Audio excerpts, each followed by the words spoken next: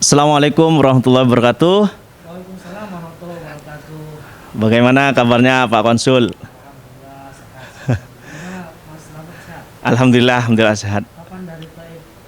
Tadi saya berangkat dari Taif itu dari jam 6 pagi Pak, karena kebetulan di Taif itu lockdownnya dibuka sejak jam 6 pagi. Jadi jam 6 pagi saya berangkat langsung menuju ke sini. Mungkin minta izin Pak, bisa dibuka. Aduh, pertama saya ucapkan terima kasih Pak, ini bisa diizinkan untuk masuk atau berkunjung ke kantor haji ini.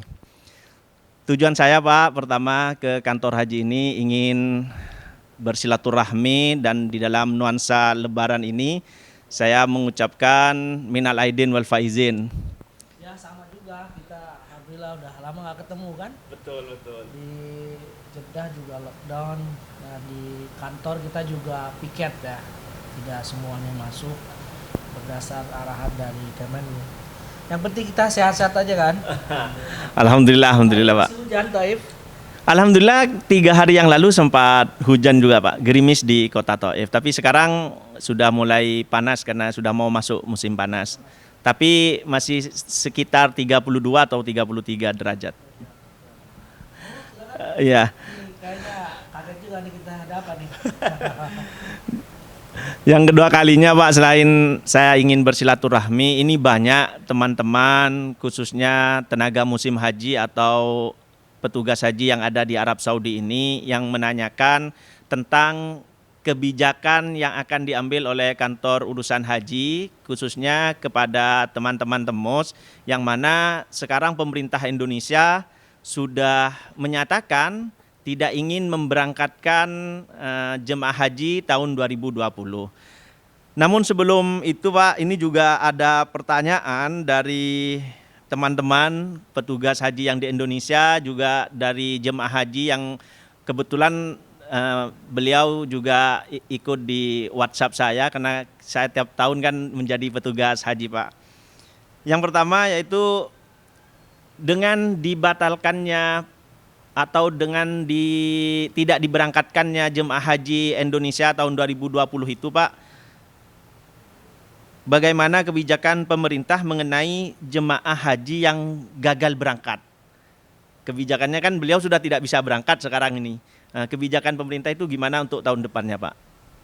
Ya, terima kasih nih. Waduh, saya jadi agak grogi. Jadi begini, kalau saya bicara di aspek ke undang-undang dulu ya. Jadi kalau kita lihat dari perspektif Undang-Undang Nomor 8 Tahun 2019 tentang penyelenggaraan ibadah haji dan umroh, itu ada beberapa asas penyelenggaraan ibadah haji. Itu di situ ada 10 asas. Dari 10 asas itu misalkan ada aspek syariah, kemudian juga keselamatan, lalu juga kenyamanan, kemanfaatan dan lain-lain. Nah, saya akan garis bawahi konteks perundang-undangan itu, bahwa di situ ada menyebutkan bahwa asas keselamatan dan keamanan. Nah, ini yang sangat penting. Nah, kalau itu dalam perspektif undang-undang, maka ketika kita bicara dalam perspektif hukum fikih, itu kita lihat di dalam surat Ali Imran ayat 97 yang disebutkan bahwa walillahi 'alan nas hijjul baiti man istata'a ilaihi sabila. Garis bawahi di situ ada kata-kata istita'ah. Nah, istita'ah dalam konteks fikih, semua mazhab sepakat bahwa istita'ah itu adalah syarat wajib ibadah haji. Namun yang berbeda pendapat adalah kriteria dan standar daripada istita'ah itu sendiri. Nah, maka kalau saya merujuk kepada madhab Imam Asy-Syafi'i, dan ini sudah saya tulis dalam buku saya tentang batasan istita'ah dalam perspektif fikih, bahwa Imam Syafi'i itu kan ada 5 kriteria seseorang bisa dinyatakan sebagai kategori istita'ah. Ada yang disebut dengan istita'ah maliyah atau harta, kemudian juga istita'ah badaniyah, badannya, fisiknya, kemudian juga al-masir, as-sair atau perjalanan, kemudian juga ada kenyamanan dan keselamatan. Nah, jadi perspektif undang-undang dengan perspektif fikih saya kira sudah klop, di mana di situ ada aspek yang tidak bisa kita lewati lagi, yaitu kondisi di mana sekarang lagi pandemi. Nah, inilah atas dasar ini maka pemerintah juga tidak sekonyong-konyong memutuskan penundaan pemberangkatan haji ini. Maka ada berbagai kajian. Salah satunya tadi di dalam undang-undang, kemudian juga perspektif fikih. Lalu juga konteksnya adalah ke Arab Saudian sendiri, yaitu ada yang disebut dengan Ta'limatul Haji. Ta'limatul Haji ini adalah merupakan suatu peraturan yang baku secara teknis di Arab Saudi. Kita lihat bahwa Ta'limatul Haji itu mencakup 3 hal. Pertama adalah persiapan administratif atau administrasi, kemudian juga teknis, lalu yang ketiga adalah operasional. Kalau kita lihat di dalam urut-urutan itu, maka kita lihat persiapan administrasi itu selalu diawali di Jumadil Akhir atau bulan Desember. Nah, itu kita sudah lakukan. Diawali dengan penandatangan MOU antara Menteri Haji dengan Menteri Agama Republik Indonesia. Itu sudah kita lakukan pertanggal 2 Desember 2019. Kemudian penyiapan atau MOU teknis level, ya, level teknis dari mulai GAKA, kemudian juga Muassasah Tawafa, kemudian juga Nakobah itu organda, ya. Kemudian juga dengan Maktab Wukala Muwahad itu udah kita lakukan MOU itu. Bahkan setelah MOU maka ada persiapan lain yang disebut dengan penyiapan sarana. Nah, antum sendiri kan sudah masuk di tim itu, yaitu penyiapan layanan di Arab Saudi, entah itu akomodasi, kemudian juga catering dan transportasi. Ini sudah kita lakukan dari mulai mulai Februari, ya, sampai menjelang akhir April. Akan tetapi dengan keputusan Menteri Haji Arab Saudi tertanggal 6 Maret bahwa di situ menyebutkan bahwa seluruh maktab haji agar at-tarayus di situ adalah menunda pelaksanaan kontrak-kontrak dengan penyedia jasa di Arab Saudi sampai pada ketentuan edaran yang akan dikeluarkan oleh Kementerian Haji. Nah, sampai saat ini kita berbicara nih, saya belum ada status resmi dari Kementerian Haji Arab Saudi tentang ada dan tidaknya haji. Oleh karena itu, bayangkan dari aspek persiapan yang secara SOP Ta'limatul Haji itu mulai pemberangkatan haji diawali tanggal 5 Zulqa'dah, yaitu bertepatan dengan tanggal 20 Juni, sekarang sudah tanggal 15, ya, ada 5 hari. Secara technically bagaimana? Belum di situ proses pemaketan visa, belum lagi proses penerbangan dan lain-lain. Oleh karena itu saya kira penundaan pemberangkatan haji ini saya kira sudah tepat, ya, dan juga memiliki sebuah sandaran hukum yang bisa dipertanggungjawabkan. Nah, pertanyaan saudara Mas Selamat tadi bagaimana jemaah haji yang kebijakannya? Ya, tentu di dalam SK atau KMA, ya, Keputusan Menteri Agama 494 2020 sudah disebutkan bahwa kuota 2020 ini adalah kuota 2021, sehingga bagi jemaah yang sudah melunasi di tahun 2020 ini ya akan pasti berangkat di 2021, gitu loh. Tetapi juga pemerintah tidak menutup bagi jemaah yang ingin mengambil uang pelunasan dibebaskan, ya, diberikan dengan catatan syarat-syarat tertentu. Atau juga bagi jemaah yang tidak mengambil uang pelunasan itu, ya kita punya mekanisme yang sudah baku, yaitu adanya optimalisasi pemanfaatan dari uang jemaah itu yang sekarang dikelola oleh BPKH. Saya kira hak jemaah tidak hilang, kemudian juga proses-proses itu terus berjalan. Jadi saya tekankan di sini bahwa ketentuan-ketentuan yang berkaitan dengan permasalahan jemaah tetap menjadi prioritas di tahun 2021. Gitu.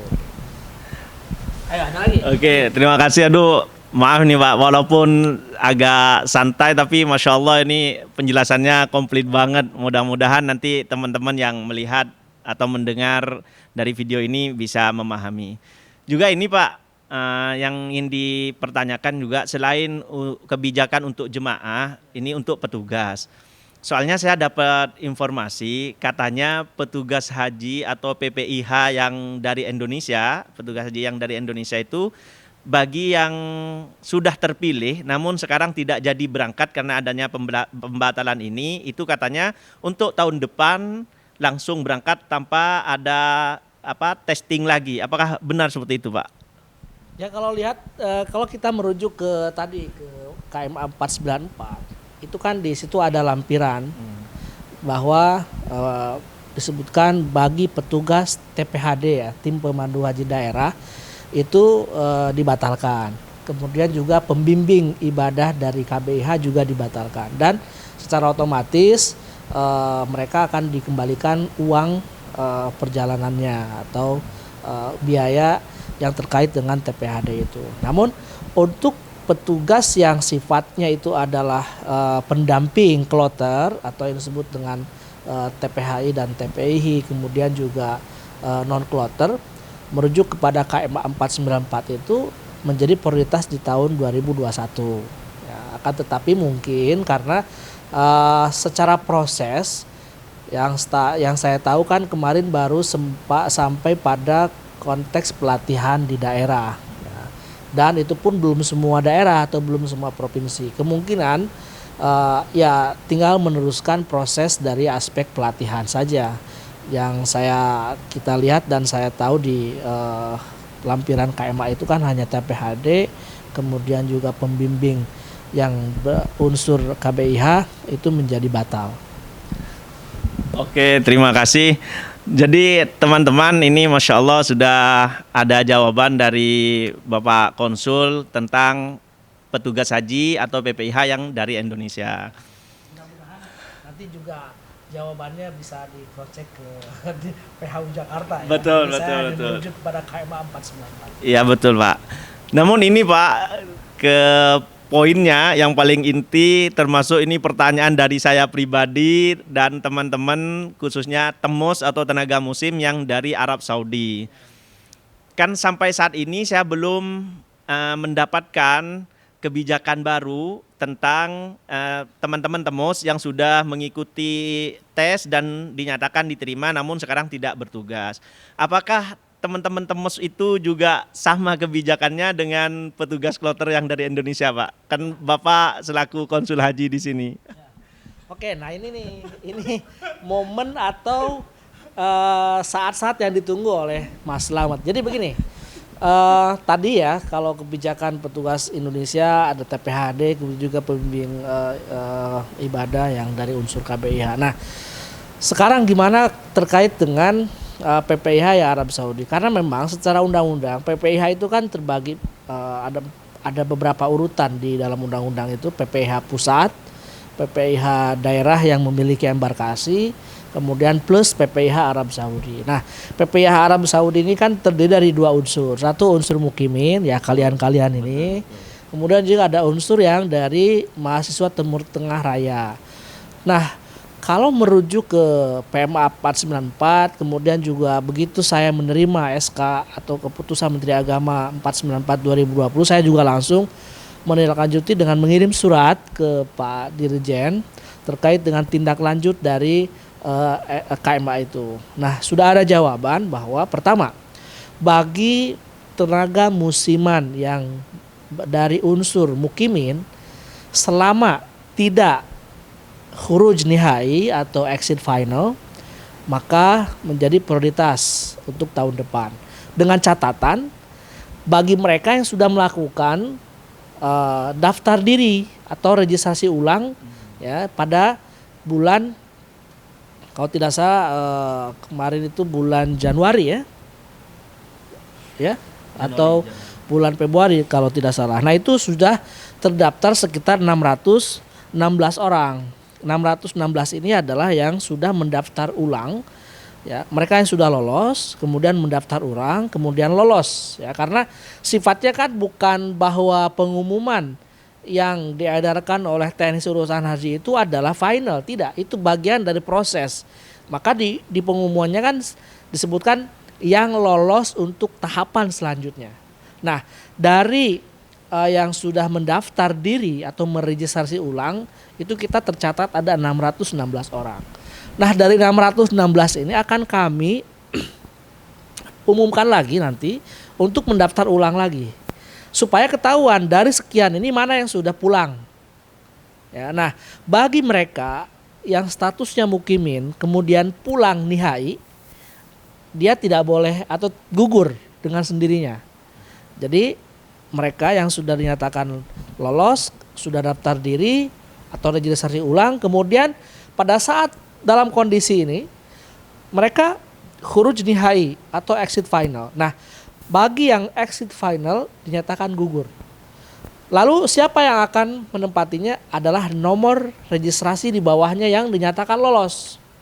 Jadi urut kacang. Nah, itu haknya untuk berangkat menjadi petugas haji dari Indonesia tidak bisa. Gitu kan. Jadi ini perlu di garis bawahi bagi teman-teman yang mukimin.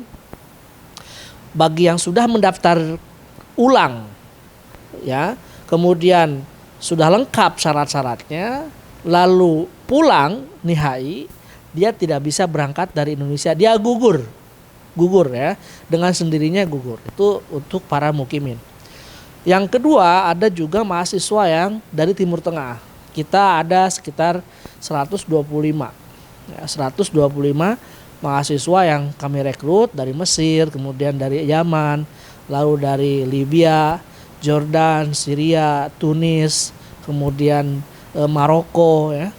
Itu sudah kami terima nama-namanya, kemudian sudah berkasnya juga sudah lengkap. Nah, bagi mahasiswa Timur Tengah Raya, sekarang ada Pakistan tahun ini, statusnya apabila di mereka itu masih status mahasiswa ya, kemudian tahun 2021 masih status mahasiswa dan izin tinggalnya masih berlaku, maka diprioritaskan. Nah, jadi jangan khawatir.